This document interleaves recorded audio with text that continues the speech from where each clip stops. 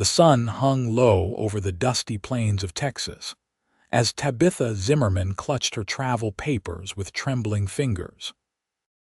Whispers followed her through the crowded train platform in San Elizario, a small frontier town that straddled the turbulent line between Union and Confederate sympathies in this bloody spring of 1863. Her cream-colored dress was wrinkled from the long journey, but it was the accusation, not the travel, that had drained the color from her face. "That's her," a man in a Union uniform muttered to his companion. "The Confederate spy." Tabitha kept her chin high despite the fear that coiled in her stomach like a rattlesnake. She had come to Texas to visit her ailing aunt, not to engage in espionage. But a letter found in her possession, written by her cousin who had joined the Confederate Army, was all it took for suspicion to fall upon her shoulders like a heavy mantle. Owen Donovan watched from the shade of the station, his blue uniform marking him as Union cavalry. Unlike the others, he studied the young woman with something besides contempt. There was a dignity in her carriage, a straightness to her spine despite the weight of accusation. As the town's newly appointed military liaison, it would be his job to determine her guilt or innocence. "Lieutenant Donovan," called Captain Hartley, a man whose mustache seemed to twitch with permanent disapproval. "You'll escort Miss Zimmerman to her accommodations. She's to remain under house arrest until the hearing." Owen nodded, his hand resting casually on his holstered Colt. "Yes, sir." As he approached her, he noticed details others might miss: the way her knuckles whitened around her papers, the slight tremble in her lower lip that she fought to control, the fierce determination in her green eyes. This was not the demeanor of a spy, but of a frightened young woman caught in the merciless gears of war. "Miss Zimmerman," he said, tipping his hat, "I'm Lieutenant Owen Donovan. I'll be escorting you to the Widow Parker's boarding house." Tabitha's gaze flicked up to meet his. "Am I to be treated as a common criminal, then? Escorted through town like some outlaw?" Her voice was softer than he'd expected, touched with an Eastern accent that would mark her as foreign in this rough border town. But there was steel beneath the softness. "You're to be treated with respect, madam," Owen replied, offering his arm. "The escort is as much for your protection as anything else. Tempers run high these days." She hesitated before placing her gloved hand lightly on his forearm. "I am not a spy, Lieutenant Donovan." Their eyes met, and something passed between them, a current of understanding, perhaps, or the recognition of two souls adrift in a sea of conflict not entirely of their making. "I believe you," he said quietly, the words forming before he had consciously decided to speak them. Tabitha's surprise was evident, but she had no chance to respond as Owen guided her toward the waiting carriage. The dust kicked up by the horses, who seemed to glitter in the late afternoon sun, creating a golden haze around them as they departed the station, leaving the whispers behind. The road to Widow Parker's boarding house wound through San Elizario's main street. The town itself was a curious mix of Spanish colonial architecture and frontier pragmatism, adobe buildings standing shoulder to shoulder with rough-hewn timber structures. The war had not touched it directly, but its shadow loomed long, dividing neighbors and families with invisible but impenetrable lines.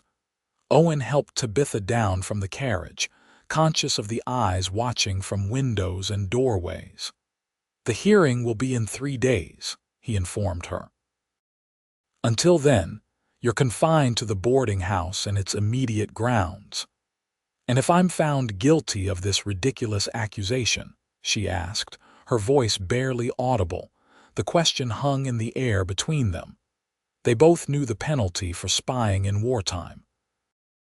"You won't be," Owen said with more conviction than his position warranted. "I'll make sure of it." Widow Parker greeted them at the door, a round-faced woman whose stern expression belied the kindness in her eyes. come in," she said, ushering Tabitha inside. "You must be exhausted, poor thing." As Tabitha disappeared into the boarding house, Owen found himself lingering on the porch. The setting sun cast long shadows across the dusty street, and somewhere in the distance, a lone coyote called out a mournful sound that echoed the unease in his heart. He had been sent to San Elizario to maintain order, to ensure the town remained firmly in Union hands. Sympathizing with a suspected Confederate spy was not part of his duties. And yet, as he returned to his horse, he couldn't shake the certainty that Tabitha Zimmerman was innocent, and that her fate now rested, at least partially, in his hands. The following morning broke clear and bright over San Elizario, the kind of pristine day that seemed to mock the turmoil brewing within its boundaries. Owen rose early, donning his uniform with practiced efficiency before making his way to the makeshift military headquarters established in what had once been the town hall. Captain Hartley was already there, poring over maps and dispatches. "Donovan," he acknowledged without looking up. "I trust our guest is settled in." "Yes, sir," Owen replied, standing at attention. "Miss Zimmerman is at Widow Parker's as ordered." Hartley finally raised his gaze, his eyes narrowed. "You seem uncommonly concerned with the woman's comfort." "Just doing my duty, sir." "She's entitled to fair treatment until proven guilty." The captain snorted. "The letter we intercepted is damning enough. Her cousin details troop movements, supply lines information that could only have been gathered by someone inside our camp. And who better than a pretty young woman with connections on both sides?" Owen kept his expression neutral. "With respect, sir, the letter was addressed to her, not from her. There's no evidence she solicited or intended to act on that information." "That's for the hearing to decide," Hartley said dismissively. "In the meantime, I want you to question her. Find out what she knows about Confederate operations in the area. She has family ties to the South. Press that angle." Owen nodded stiffly. "Yes, sir." As he left headquarters, his mind was already working through the problem. He needed to see the evidence against Tabitha to understand exactly what she faced. More than that, he needed to speak with her alone, to gauge for himself the truth of her claims. The morning sun beat down on him as he crossed the town square toward the records office. San Elizario had been under Union control for nearly a year, but the tension remained palpable. Locals watched him pass with expressions ranging from indifference to thinly veiled hostility. The war had turned neighbor against neighbor, friend against friend, and Owen, as a Union officer, represented the authority that many resented. In the records office, a thin clerk named Morris helped him locate the confiscated letter. Owen read it carefully, noting the details that had raised alarms. The cousin one James Zimmerman did indeed mention troop movements, but the context suggested he was boasting of his own knowledge rather than responding to inquiries. "Has there been any other correspondence?" Owen asked. Morris shook his head. "Not that we've intercepted, but she only arrived yesterday." Owen folded the letter and slipped it into his pocket. "I'll need this for questioning." Outside, the town was coming to life, merchants opening their shops, women gathering at the well in the square. Owen paused to watch a group of children playing with hoops, their laughter a reminder of what was at stake in this war, not just territory or ideology, but the future itself. Widow Parker's boarding house stood at the end of a quiet street, its whitewashed walls and blue shutters marking it as one of the more respectable establishments in town. Owen knocked on the door, removing his hat as he waited. The widow herself answered, her expression softening slightly at the sight of him. "Lieutenant Donovan, come for our guest, have you?" "Yes, madam. I need to speak with Miss Zimmerman." She ushered him into a small parlor where Tabitha sat by the window, a book open on her lap. The morning light caught in her auburn hair, creating a halo effect that momentarily took his breath away. Tabitha looked up, her initial alarm fading to wariness. "Lieutenant Donovan, have you come to cart me off to prison already?" "Nothing of the sort, Miss Zimmerman. I'd like to ask you some questions about the letter we found in your possession." Widow Parker cleared her throat. "I'll bring some tea," she said, leaving them alone. An uncomfortable silence filled the room until Tabitha finally closed her book. "You said yesterday that you believed me," she said quietly. "Did you mean it?" Owen met her gaze directly. "I did, but my belief won't be enough to save you. I need to understand exactly what happened." She nodded, straightening in her chair. "My cousin James joined the Confederate Army last year. Against my father's wishes, I might add. The letter was the first I'd heard from him since he left Baltimore. And your father, a staunch Union supporter, he's a physician in Baltimore. He's treated Union soldiers since the war began." Owen removed the letter from his pocket. "James mentions troop movements here. How would he expect you to make use of this information?" Tabitha's laugh was bitter. "He wouldn't. James has always been a braggart. He's showing off, trying to impress me with his importance. I had no intention of doing anything with that letter except perhaps burning it." "Then why bring it with you to Texas?" "I didn't realize it was still in my valise," she said, her cheeks coloring slightly. "I was in a rush to depart after receiving news of my aunt's illness. She's my father's sister and the only family we have in Texas."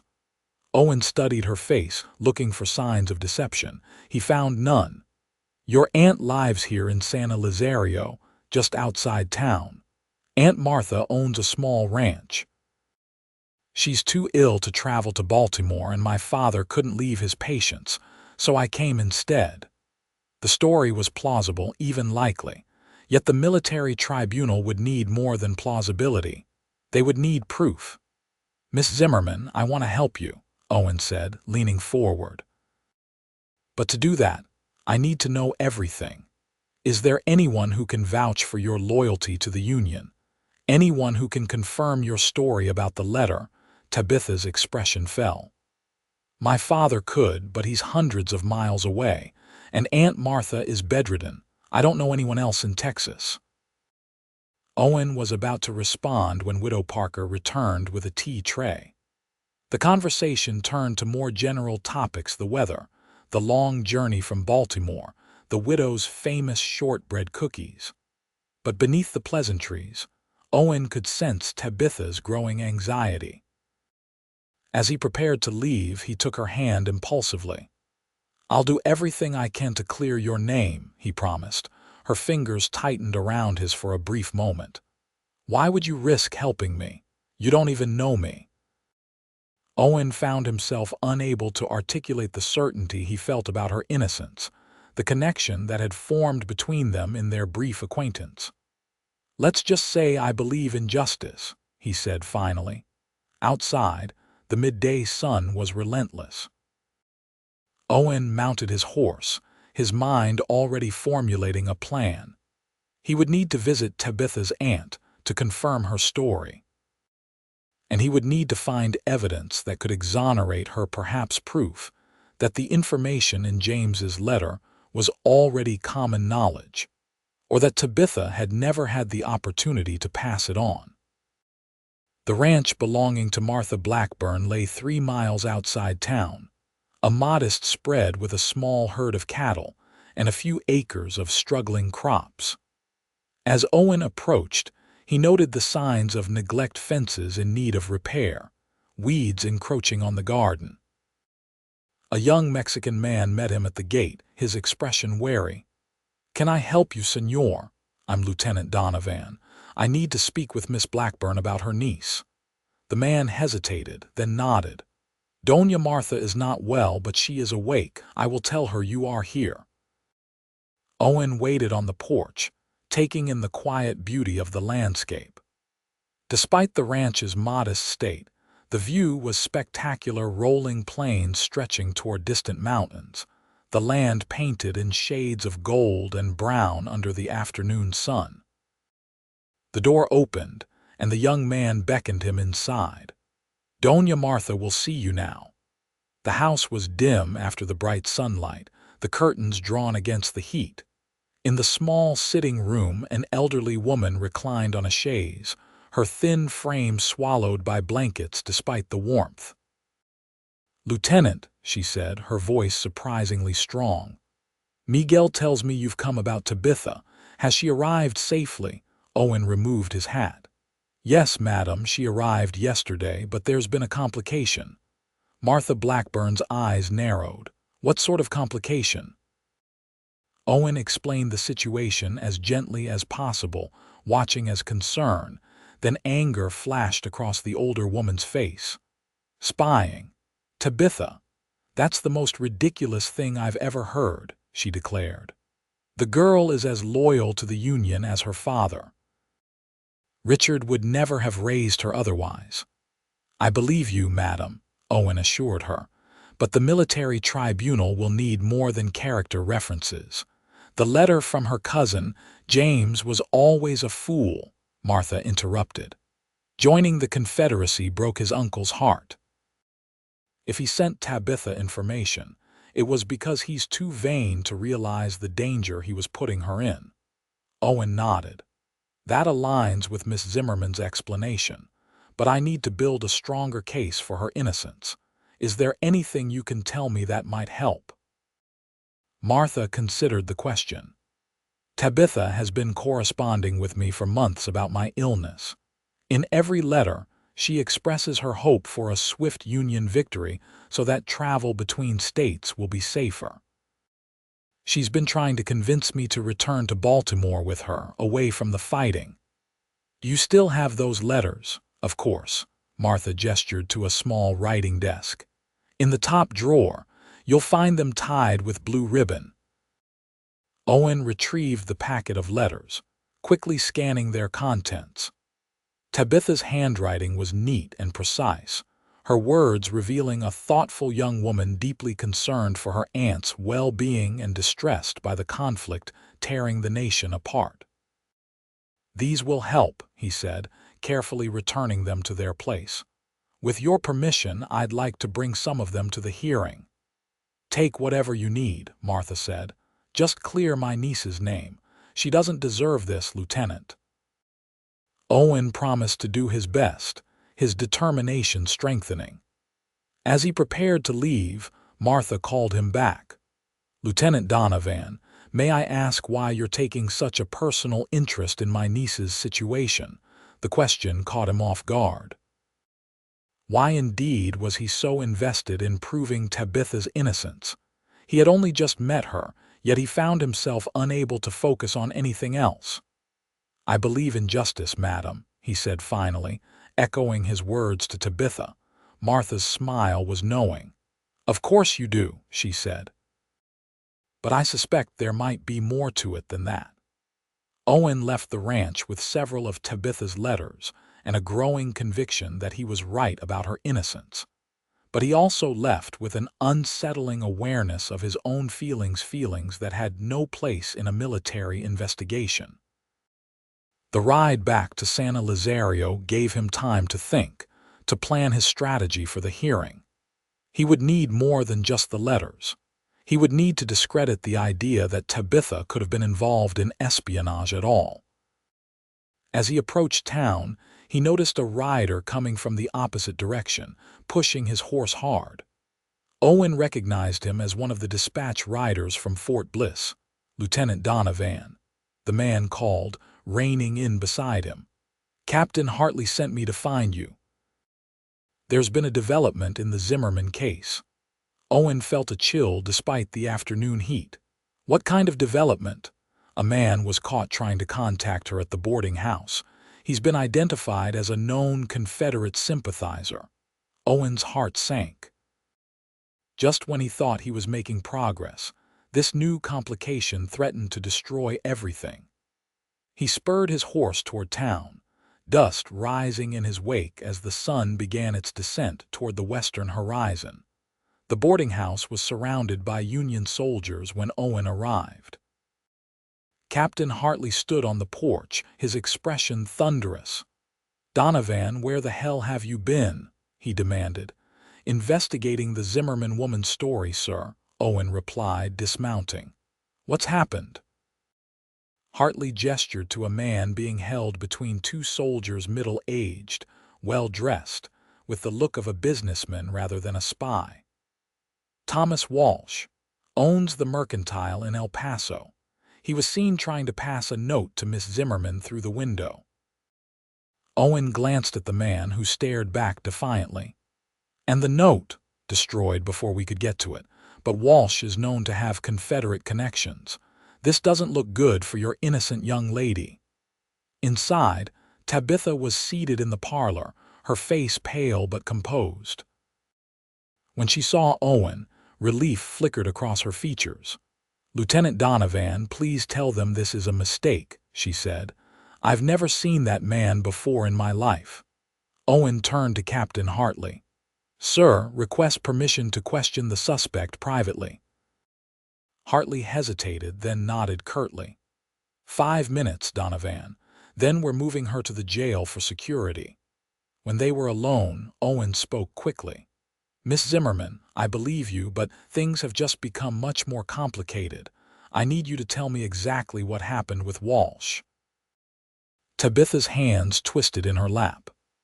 "I was sitting by the window reading when I heard a tap on the glass. A man I didn't recognize was there. Before I could react, he tried to push a folded paper through the gap in the window. I refused to take it, and that's when the soldiers appeared and seized him." "Did you see what was written on the paper?" She shook her head. "No, it all happened so quickly." Owen paced the small room. "I visited your aunt today. She gave me some of your letters that might help your case." "But this incident with Walsh," he hesitated. "It makes things more difficult." "I'm going to prison, aren't I?" Tabitha whispered, her composure finally cracking. Owen knelt beside her chair, taking her hands in his. "No," he said firmly. "I won't let that happen. But I need you to trust me completely." "Can you do that?" Their eyes met, and in that moment something shifted between them, a recognition of feelings that had no business existing in their current circumstances. "I trust you," she said softly. The door opened, and Captain Hartley stood there, his expression hardening at the sight of their clasped hands. "Time's up, Donovan. Miss Zimmerman is being moved to the jail until the hearing."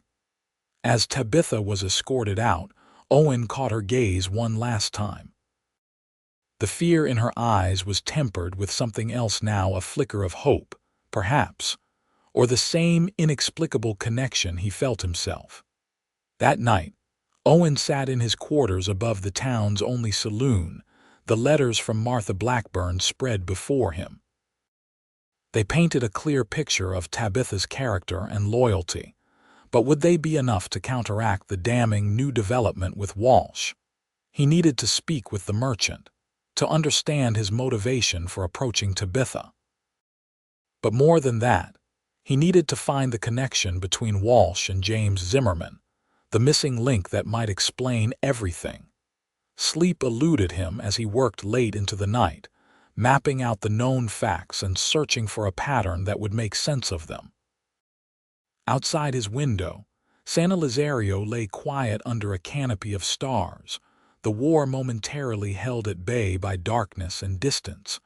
Dawn found Owen already at the jail, requesting to speak with Walsh.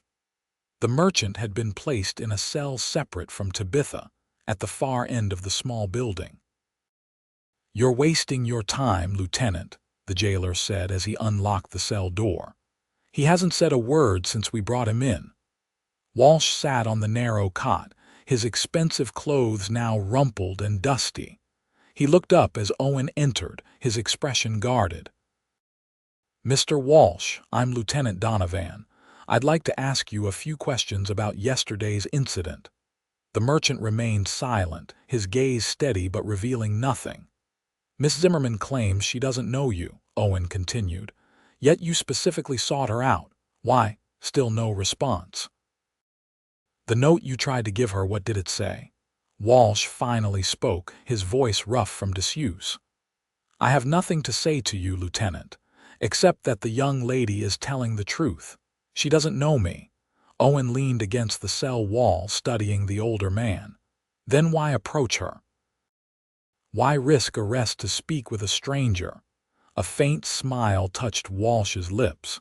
Perhaps you should be asking why a Union lieutenant is so determined to protect a suspected Confederate spy. The barb hit home, but Owen kept his expression neutral. I'm interested in justice, Mr. Walsh. Nothing more. Justice, the merchant echoed, the word heavy with skepticism. There's precious little of that to be found these days on either side of this war. Owen tried another approach. Do you know James Zimmerman, Tabitha's cousin? Something flickered in Walsh's eyes, recognition, perhaps, or caution. I know many people, Lieutenant. The name doesn't particularly stand out. But it did. Owen was certain of it. The merchant's reaction had been too controlled, too deliberate. There was a connection there, one that Walsh was unwilling to reveal. Whatever game you're playing, Mr. Walsh, you're putting an innocent woman's life at risk, Owen said, his frustration breaking through. If you care about the Confederate cause, fine. But don't sacrifice Tabitha Zimmerman for it. Walsh's expression softened slightly. You care for her, he observed. Interesting. Before Owen could respond, the cell door opened and Captain Hartley appeared. Donovan. A word. Outside, in the jail's narrow corridor, Hartley's expression was grim. We've received intelligence that a Confederate courier was captured near El Paso. He was carrying dispatches that mentioned a contact in San Elizario, a woman who would provide information about Union movements in the territory. Owen felt a cold weight settle in his stomach. Sir, that doesn't necessarily mean it's enough to move the hearing forward, Hartley interrupted. The tribunal will convene tomorrow at noon. I suggest you prepare your defense of Miss Zimmerman if you're still inclined to offer one. The captain's tone made it clear what he thought of Owen's efforts to clear Tabitha's name. As he walked away, Owen fought the urge to punch the nearest wall. Every new development seemed to tighten the noose around Tabitha's neck. He found her in a cell at the opposite end of the building, seated on a rough wooden chair, her hands folded in her lap. Despite the surroundings, she maintained a dignity that struck him anew. The hearing has been moved up, he told her without preamble. Tomorrow at noon. Tabitha's composure wavered only slightly. I see. And is there any good news to balance that? Owen hesitated, unwilling to add to her burden but knowing she deserved the truth. A Confederate courier was captured. He mentioned a female contact in San Elizario. And they assume it's me, she said quietly. Yes. Tabitha stood, moving to the small barred window that looked out onto the dusty street.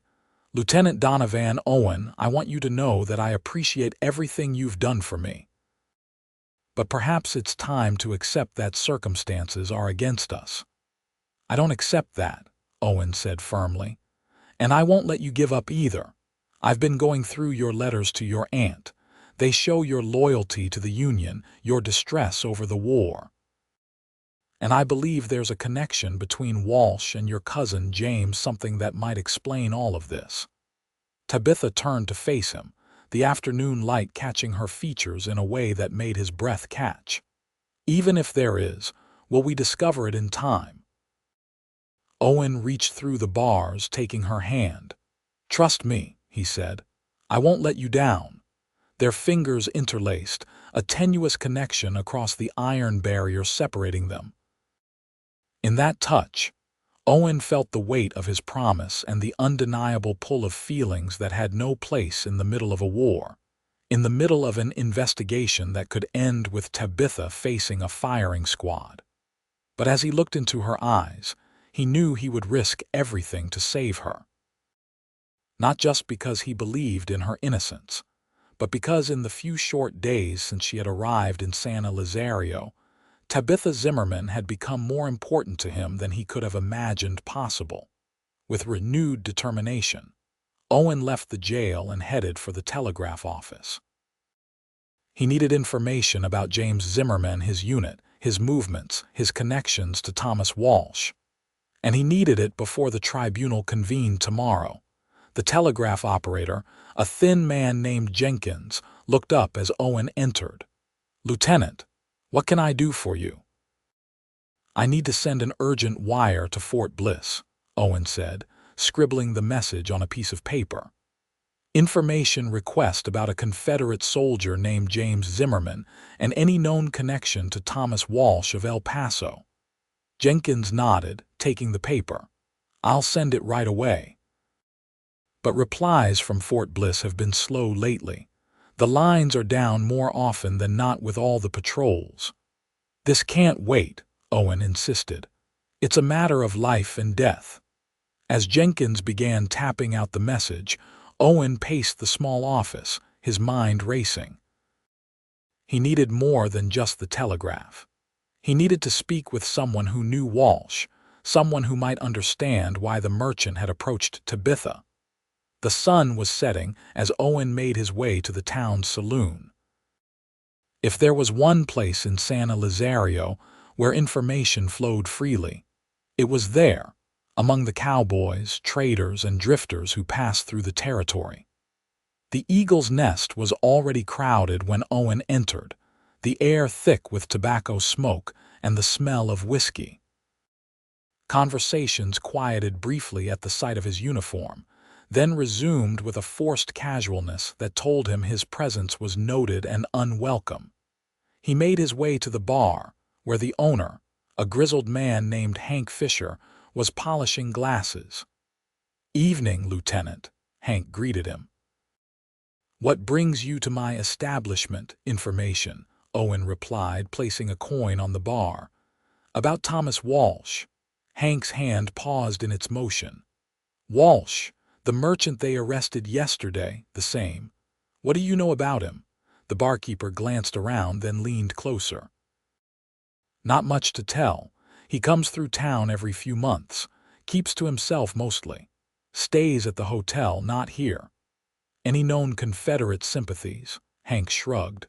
"These days, who doesn't have sympathies one way or the other?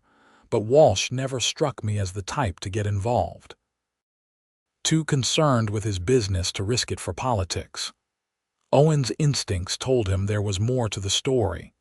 "What about his business connections? Anyone unusual? Anyone with ties to the Confederate Army?" "Can't say," Hank replied, but something in his expression suggested otherwise. Owen placed another coin on the bar. "Hank, a woman's life is at stake if you know something." The barkeeper sighed, taking the coin. "There was a man Walsh met with last time he was here. Young fellow, well-spoken. They sat in that corner booth there, talking for hours. I overheard bits and pieces, something about deliveries and schedule changes." "This man, did you get his name?" "No, but one of the girls might have." "Emma," Hank called to a serving girl. "Come here a minute." Emma approached, her curious gaze shifting between Owen and Hank. "Yes, Mr. Fisher." "The young man who met with Thomas Walsh last month, did he give you his name?" Emma's cheeks colored slightly. "Yes, sir. Said his name was James. He was quite the gentleman, gave me a silver dollar as a tip." Owen felt a surge of excitement. "James, are you sure?" "Positive," Emma replied. "I remember because he reminded me of my brother, same name, same charming way about him." "Did he mention a last name, or where he was from?" Emma thought for a moment. "He said he was from back east originally. Baltimore, I think. But he was with the Army now, stationed somewhere in Texas." "Baltimore, James." The connections were falling into place. "Thank you, Emma," Owen said, placing another coin in her hand. "You've been more helpful than you know." Outside, the night air was cool against his face as Owen processed this new information. If Walsh had been meeting with James Zimmerman, it suggested a pre-existing relationship, one that might explain the merchant's attempt to contact Tabitha. But what was the nature of that relationship? And how did it connect to the accusations against Tabitha? Owen needed to speak with Walsh again, to confront him with this new information. But as he turned toward the jail, he saw a commotion in the street ahead, soldiers running, shouts echoing in the darkness. A cold premonition gripped him as he broke into a run. Something was wrong, terribly wrong. The jail was in chaos when he arrived. Captain Hartley stood in the doorway, barking orders to soldiers who scattered in all directions. The front door hung open, its lock shattered. "What happened?" Owen demanded, pushing his way inside. Hartley turned, his face flushed with anger. "Walsh is gone, and so is your precious Miss Zimmerman." Owen felt as though he'd been struck. "What? How?" "3 men on horseback," the captain spat. "They overpowered the guard, broke both of them out. Happened not 20 minutes ago." "Which direction did they head?" "Southwest, toward the river. I've got men in pursuit, but they had a good head start." Owen's mind raced. Southwest led to the border to Mexico. If Tabitha crossed into Mexican territory, she would be beyond their reach but also branded a fugitive, her guilt seemingly confirmed by her escape. "Sir, permission to join the pursuit," Owen said. Hartley's eyes narrowed. "Denied. You're too personally involved, Donovan. I want you to stay here and explain to me why a suspected spy would be broken out of jail by Confederate sympathizers if she's as innocent as you claim." "Sir, with respect, I don't have those answers yet. But I know Tabitha Zimmerman is not a spy, and I believe her life may be in danger." "Those men who took her, rescued her more likely," Hartley interrupted. "Face it, Donovan, you've been duped by a pretty face and a sad story." Owen struggled to maintain his composure. "Sir, at least let me follow and observe. I won't interfere with the pursuit, but I might notice something your men miss." The captain studied him for a long moment, then nodded curtly. "Fine. But you report directly to me and you don't take any action without authorization. Clear?" "Yes, sir," Owen replied, already turning to leave. He raced to the livery stable, where his horse, a sturdy bay gelding named Rusty, was kept. As he saddled the animal, his mind sorted through the implications of the jailbreak. If Tabitha truly was a spy, why would her Confederate contacts risk exposing themselves so publicly? A jailbreak was a desperate measure, one that would bring the full force of Union pursuit down on them. It made no tactical sense, unless they feared what Tabitha might reveal at the hearing, unless they needed to silence her. The thought sent a chill through Owen as he mounted and spurred Rusty toward the southwest gate of town. Tabitha might not be fleeing to freedom, but being taken to her death. The moon was rising as he left San Elizario behind, its silver light illuminating the desert landscape. In the distance, he could see dust from the pursuing Union soldiers, but no sign yet of the fugitives. Owen knew this territory well. If the kidnappers were heading for the Rio Grande, they would likely follow the old smuggling trail that wound through a series of arroyos before reaching the river at a shallow crossing point. It was a route that offered cover and multiple places to ambush pursuers. Instead of following the main group of soldiers, Owen veered slightly east, taking a parallel path that would intersect with the smuggling trail further ahead. If he could get there first, he might be able to head off the kidnappers before they reached the border. Rusty responded to his urgency, stretching into a ground-eating gallop across the open desert. The night air was filled with the sound of hoofbeats and the occasional cry of a hunting owl. After an hour of hard riding, Owen reined in at the top of a rocky ridge. Below him, the smuggling trail wound like a pale ribbon through the darkness. He dismounted, leading Rusty behind an outcropping that would hide them from view while allowing Owen to watch the trail. The wait was agonizing. Every minute that passed increased the distance between Tabitha and safety.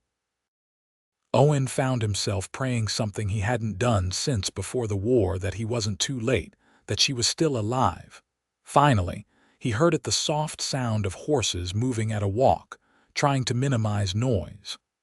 Owen peered carefully around the rocks, his hand on his Colt. 3 riders appeared, moving slowly along the trail. In the moonlight, he could make out Tabitha's slender form on the middle horse, her hands apparently bound to the saddle horn. 2 men flanked her, one leading her horse, the other scanning the surrounding terrain warily.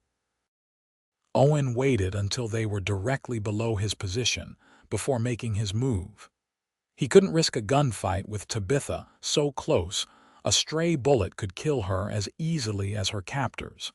Instead, he let them pass, then mounted Rusty and began to follow at a distance. He would wait for the right moment, when they stopped to rest, or when the terrain offered some advantage. The opportunity came sooner than he expected. The trail descended into a deep arroyo, its walls rising steeply on either side. As the 3 riders entered the narrow passage, Owen urged Rusty forward, closing the distance rapidly.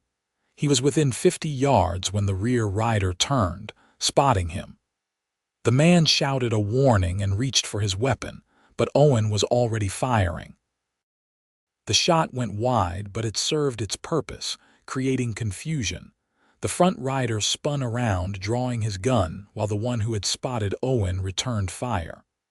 Bullets whined past as Owen threw himself from the saddle, rolling behind a boulder for cover. "Tabitha," he shouted. "Get down if you can." He risked a glance around the boulder and saw her struggling to dismount with her hands still tied. One of the men grabbed her, using her as a shield as he backed toward the end of the arroyo. "That's far enough, Lieutenant," the man called. "One more step and the girl dies." Owen's blood ran cold. In the moonlight, he could now see the man's face. It was Walsh, the merchant who had been arrested with Tabitha. "Let her go, Walsh," Owen replied, keeping his voice steady despite the fear coursing through him. "There's nowhere for you to run." "Union soldiers are right behind me," Walsh laughed, a harsh sound that echoed off the arroyo walls. "Then we'd best be quick about this." He turned to his companion. "Finish it. We can't risk her talking." The other man hesitated, looking from Walsh to Tabitha. "This wasn't the plan," he said. "James said to bring her across the border, not to kill her." James. Owen's suspicions were confirmed. These men were connected to Tabitha's cousin. But why would they want to silence her if she was working with them? Unless she wasn't. Unless she truly was innocent, and they feared what she might reveal about their actual spy network. The realization galvanized Owen into action. While the men argued, he slipped around the boulder, staying in the shadows along the arroyo wall. Rusty, trained for combat, remained where Owen had left him, providing a distraction as the horse stamped and snorted. "I won't do it," the second man was saying. "This isn't what I signed up for."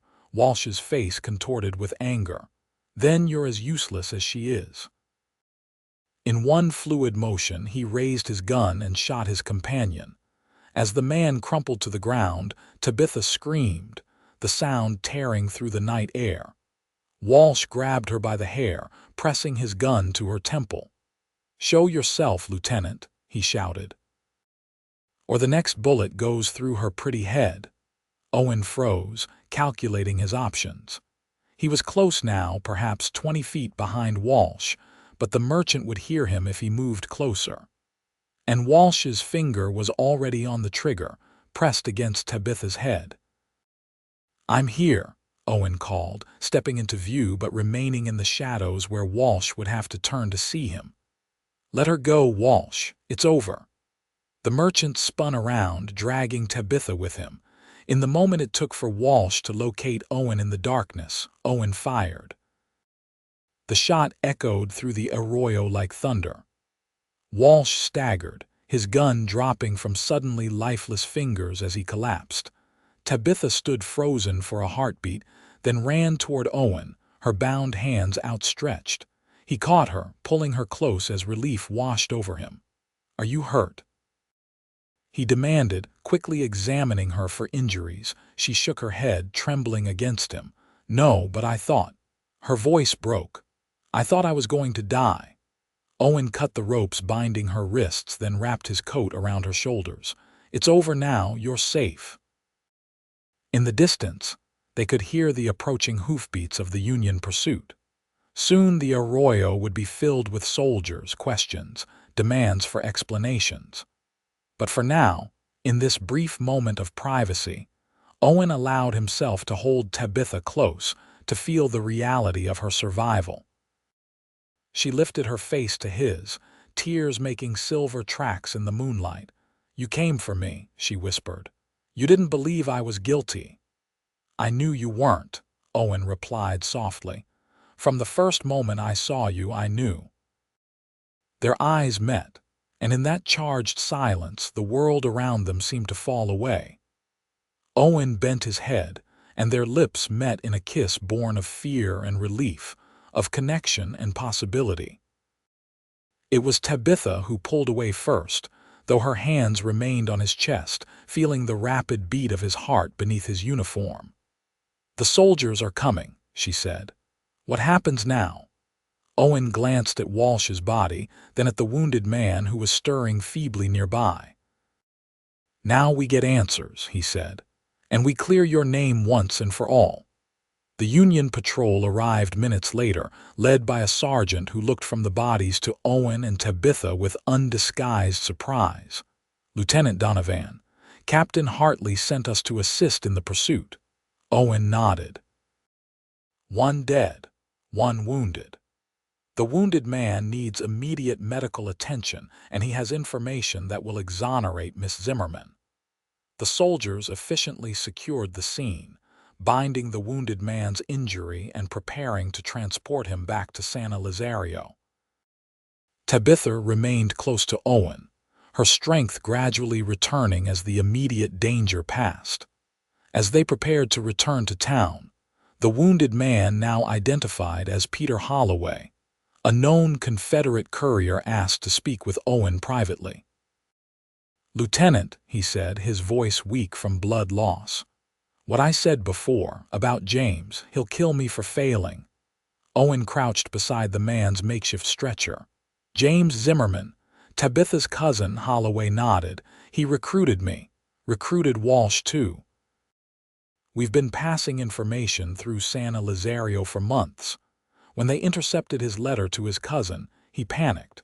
Thought she might figure it out, might tell you that the information in the letter wasn't meant for her at all," Owen finished, the pieces finally clicking into place. "It was coded information for Walsh, using the letter to his cousin as cover." "Yes," Holloway confirmed. "James never expected her to actually come to Texas. When she did, it threatened everything. Walsh was supposed to silence her before the hearing." Owen felt a cold rage building inside him. "And you helped him?" Holloway's face twisted with pain, physical or moral, it was hard to tell. "I didn't know he planned to kill her, I swear it. James said we were just getting her across the border, keeping her safe." Owen stood, disgusted. "You'll tell all of this to Captain Hartley?" "Every detail." As they rode back to San Elizario, Owen kept Tabitha on his horse with him, unwilling to let her out of his sight. She sat in front of him, secure in the circle of his arms as he held the reins. "Your cousin," he said quietly, so the others wouldn't hear. "Did you have any idea?" Tabitha shook her head, her body tense against his. "No, we were never close even before the war, but to use me like this, to be willing to have me killed to protect his operation." Her voice trailed off. Owen tightened his arm around her waist, offering what comfort he could. "He won't get away with it. Holloway's testimony will clear you and implicate James. The Union will hunt him down. And what about us? Tabitha asked softly. After all this is over, the question hung in the air between them, laden with possibilities and complications. They had known each other less than a week, had met under the most difficult circumstances imaginable. Yet Owen couldn't deny the connection between them, the certainty he felt when he looked at her. "I don't know," he admitted, "but I do know I'm not ready to say goodbye."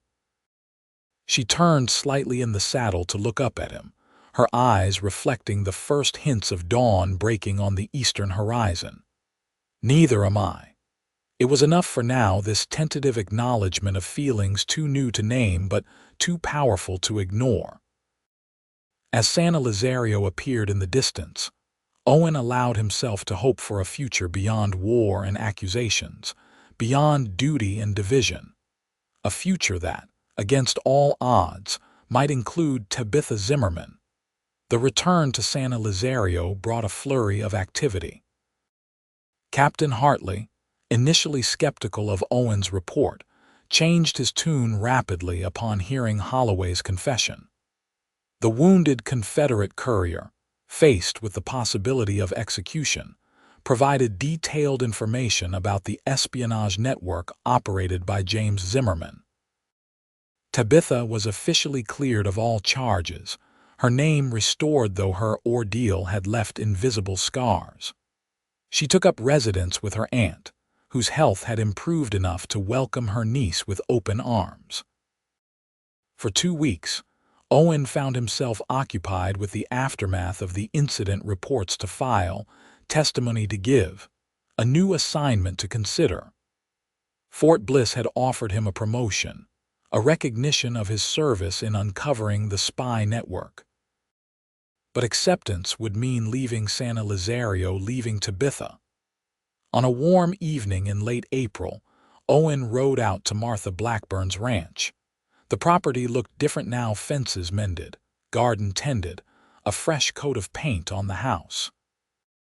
Tabitha's influence was evident in these improvements, in the renewed life breathed into the small homestead. She was in the garden when he arrived, her auburn hair caught up in a simple knot, her sleeves rolled to the elbows as she planted what appeared to be tomato seedlings. At the sound of his approach, she looked up, shading her eyes against the setting sun. "Lieutenant Donovan," she called, a smile spreading across her face. "This is a pleasant surprise." Owen dismounted, removing his hat as he approached. "Miss Zimmerman, you're looking well," and she was. The pallor and fear that had marked her features during her ordeal had been replaced by healthy color and quiet confidence. She had survived, had proven her resilience in ways that only deepened Owen's admiration. "Aunt Martha is napping," Tabitha said, brushing dirt from her hands. "But I'd be happy to offer you some lemonade on the porch." They sat in comfortable chairs, watching as the sun painted the western sky in shades of gold and crimson. Owen found himself studying Tabitha's profile, memorizing the curve of her cheek, the way her lashes cast shadows on her skin.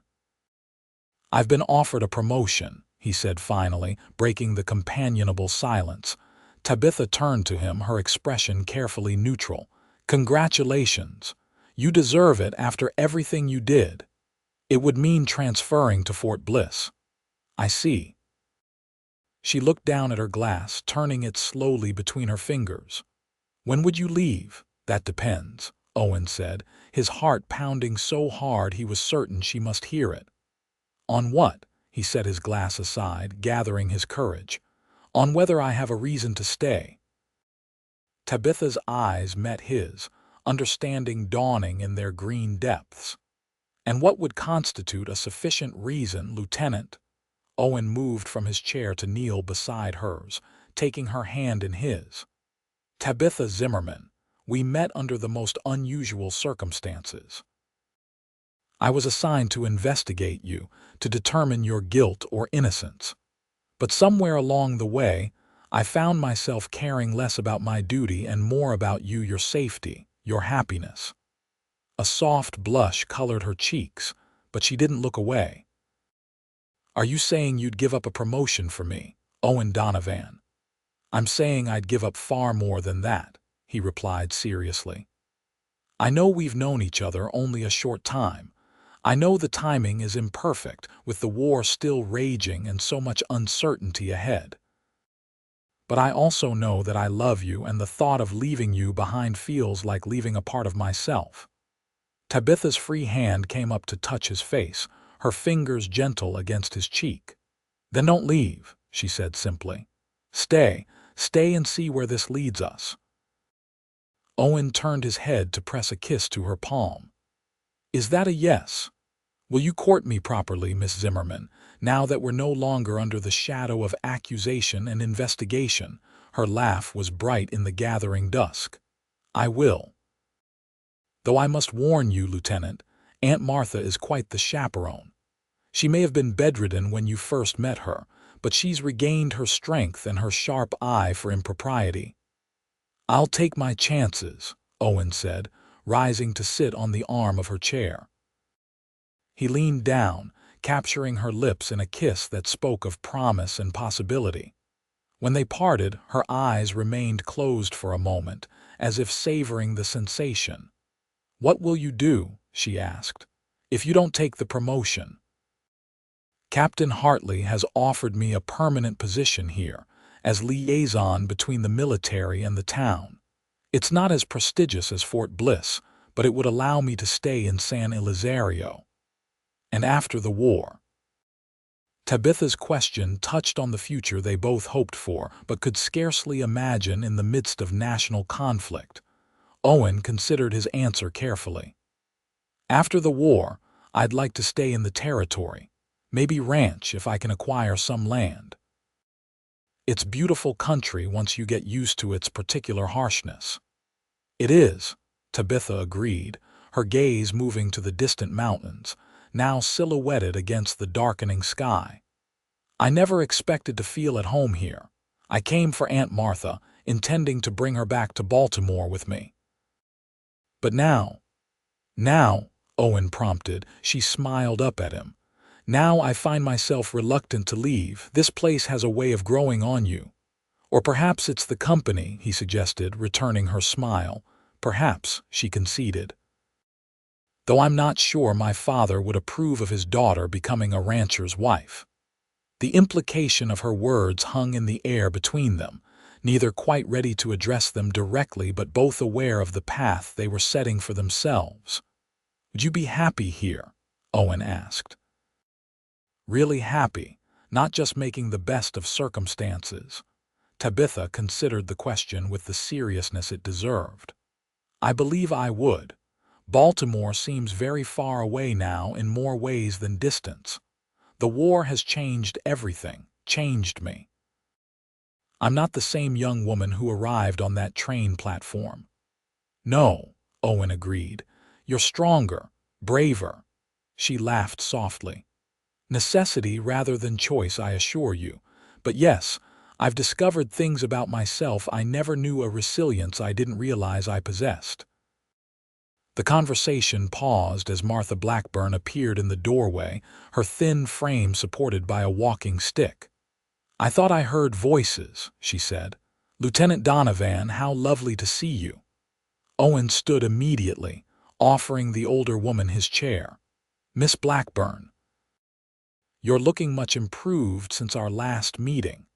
Amazing what can happen when one's niece is exonerated of treason charges," Martha replied dryly, settling into the chair. "Suddenly, life becomes worth living again." Tabitha rolled her eyes affectionately. "Aunt Martha has developed a flair for the dramatic during her recovery." "Nonsense. I've always been dramatic. It's a family trait." Martha fixed Owen with a penetrating gaze. "Now, Lieutenant, to what do we owe the pleasure of your company this evening? Surely not official business." "No, madam," Owen replied, feeling suddenly like a schoolboy under a teacher's scrutiny. "I came to speak with your niece about personal matters." "I see." Martha's expression softened. And have these personal matters been resolved to your mutual satisfaction?" Tabitha blushed again. "Aunt Martha, please." "I believe they have," Owen said, meeting the older woman's gaze steadily. "With your blessing, I hope to court your niece properly." Martha nodded, a smile playing at the corners of her mouth. "My blessing you have, Lieutenant." Though I must warn you, Tabitha is not easily impressed. Her father raised her to be discerning in all things, including gentlemen callers. "I'm well aware of Miss Zimmerman's high standards," Owen assured her. "I only hope to prove worthy of them." The three fell into easy conversation as night descended fully, stars appearing in the vast Texas sky. Owen found himself imagining many such evenings, the three of them on this porch, or perhaps eventually just him and Tabitha, watching their children play in the yard that stretched before them. It was a vision of the future that would have seemed impossible a month ago, when he was simply a Union lieutenant doing his duty in a divided nation. But war, for all its horrors, sometimes created unexpected connections, bringing together people who might otherwise never have met. As Owen prepared to leave, Tabitha walked with him to his horse. Away from Martha's watchful eye, he drew her into his arms for a more thorough goodbye than propriety would normally allow.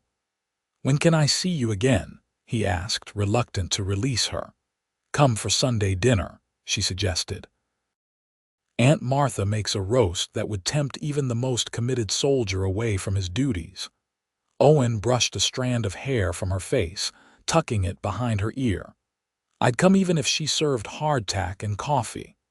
Tabitha laughed, the sound warming him more effectively than any fire. "Then you're either very smitten or very foolish, Lieutenant Donovan." "Both, I suspect," he admitted, kissing her once more before mounting his horse. "Until Sunday, then." As he rode back toward San Elizario, Owen reflected on the strange turns of fate that had brought him to this moment. He had been assigned to investigate Tabitha, to determine whether she was a threat to the Union he had sworn to protect. Instead, he had found something he hadn't realized. He was seeking a connection that transcended duty, that offered the possibility of a life beyond war. The weeks that followed settled into a pattern that brought both comfort and anticipation. Owen's duties kept him busy during the days, but his evenings and Sundays belonged to Tabitha. They rode together across the plains surrounding San Elizario, discovering shared interests and revealing their pasts one story at a time. He learned about her childhood in Baltimore, about the mother she had lost to fever when she was 12, about her father's dedication to medicine and to the Union cause. She, in turn, learned about his upbringing in Pennsylvania, his decision to join the Army when the war broke out, his hope for reconciliation between North and South. By early summer, their courtship had progressed to the point where Owen felt confident in taking the next step. He sought out Richard Zimmerman in the only way possible during the conflict, through a carefully worded letter that traveled north with military dispatches. The reply came a month later, delivered by a courier who had no idea of the importance of the unassuming envelope among his official dispatches. Owen opened it with trembling fingers, reading the physician's formal but warm response to his request for permission to marry Tabitha. "He consents," Owen told Tabitha that evening as they walked along the banks of the Rio Grande. "Your father gives his blessing, though he expresses regret that he cannot be present for the ceremony."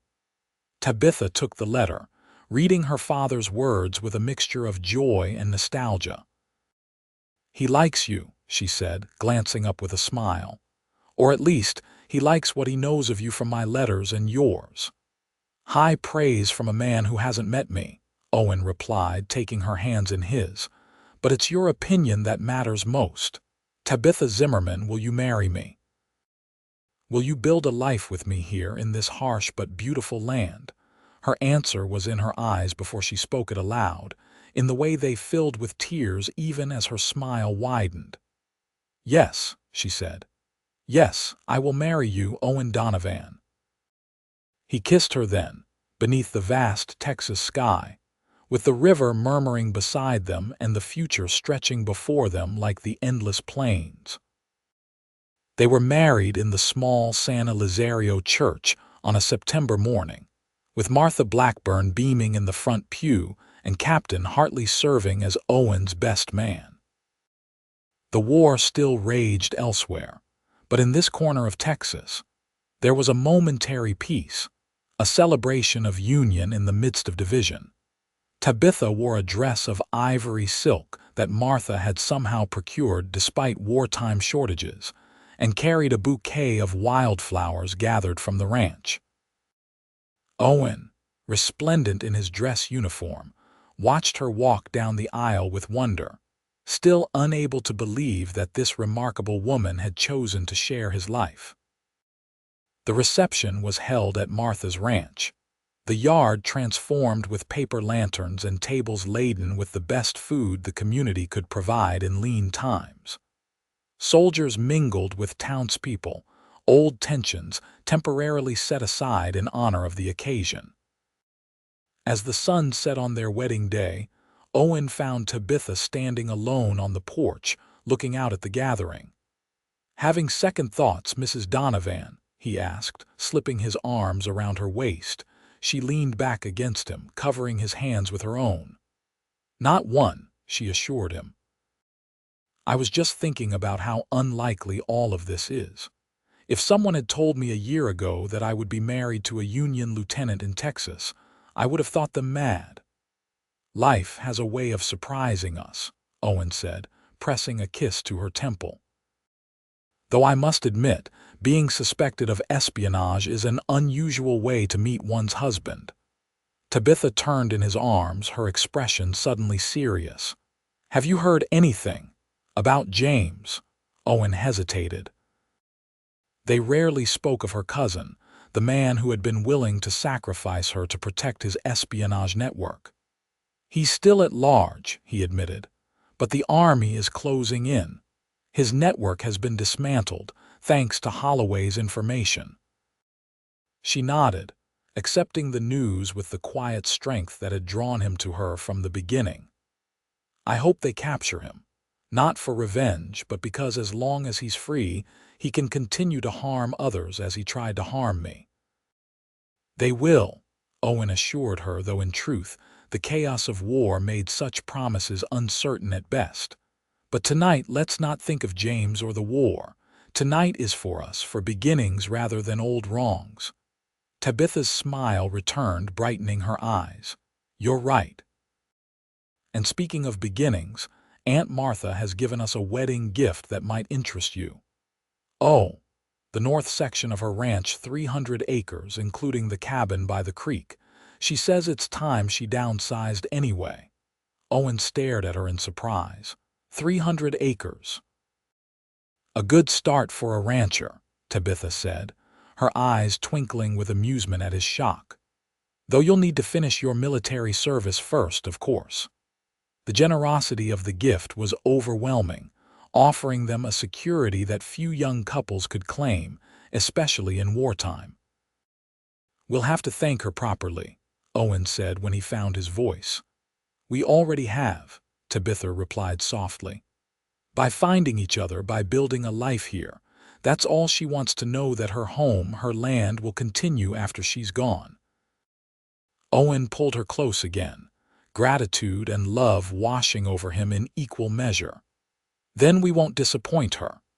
Their guests called them back to the celebration then, insisting that the bride and groom couldn't hide away on their own wedding day. As they rejoined the party, Owen kept Tabitha's hand in his, a tangible connection to the future they would build together. The war lasted another year and a half, bringing changes to San Elizario as it did to the rest of the nation. But for Owen and Tabitha, life settled into a pattern shaped by his military duties and their shared work on the land that would one day be their ranch. In April of 1865, news of Lee's surrender reached them, followed by the devastating word of Lincoln's assassination. Peace came, but it was a fragile, uncertain thing, filled with the complicated work of reconciliation. Owen completed his military service in the autumn of that year, turning in his uniform with a mixture of relief and nostalgia. The Army had shaped him, had brought him to Texas and to Tabitha. But civilian life called, with its own challenges and rewards. They moved into the cabin on their portion of the Blackburn Ranch, spending the winter making improvements and planning for the future. Owen used his savings to purchase cattle, the beginning of what they hoped would become a successful operation. And in the spring of 1866, as new life returned to the plains, Tabitha shared news of her own. "A baby," Owen repeated, his hand resting gently on her still flat stomach. "We're having a baby." The wonder in his voice brought tears to Tabitha's eyes. "Yes, in early autumn, the doctor says." Owen gathered her close, overwhelmed by a joy he hadn't known was possible. "I love you," he whispered against her hair. "More than I ever thought I could love anyone." "And I love you," she replied, her voice steady with the certainty that had carried them through war and accusation, through danger and division, to this moment of perfect peace. Always. Their son, Richard Owen Donovan, was born on a clear September day in 1866, with Martha Blackburn serving as midwife and pronouncing the child the spitting image of his father. Poor lad. Parenthood brought new challenges and deeper joy to their lives, cementing the bond between them in ways neither had anticipated. As the years passed, their family grew. A daughter, Elizabeth, joined them in 1868, followed by twins Michael and Sarah in 1870. The ranch prospered despite the ups and downs of the cattle market, and Owen's reputation for fair dealing spread throughout the territory. Martha Blackburn lived to see all four of her great-nieces and nephews, delighting in their antics and spoiling them shamelessly, until her peaceful passing in the winter of 1872. She left behind a legacy of resilience and love that Owen and Tabitha strove to honor in their own lives.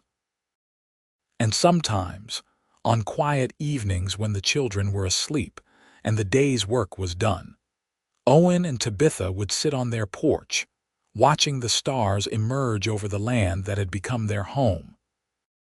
They would remember the unlikely circumstances of their meeting, the accusations and dangers that had nearly separated them before they had truly found each other. "You ever regret it?" Owen asked once, as they celebrated 10 years of marriage. "Staying in Texas, becoming a rancher's wife instead of returning to Baltimore?" Tabitha considered the question, her hand finding his in the darkness. "Not for a moment," she said firmly. "This is where I was meant to be, with you, with our children on this land. Everything that happened, even the terrible parts, led us here, to this life. How could I regret that?" Owen squeezed her hand, still amazed by the twist of fate that had brought them together, a Union lieutenant and a woman wrongly accused, finding love in the midst of a divided nation. "No regrets," he agreed, drawing her close as the night deepened around them. "Only gratitude." And in the years that followed, as their children grew and the wounds of war slowly healed across the nation, Owen and Tabitha Donovan continued to build their life together on the foundation of that unexpected beginning, a story of accusation and vindication, of danger and rescue, of two souls recognizing in each other something worth fighting for, worth building upon. A love born in the chaos of war, but destined to flourish in the peace they helped create, day by day, year by year, on the sun-drenched plains of their Texas home.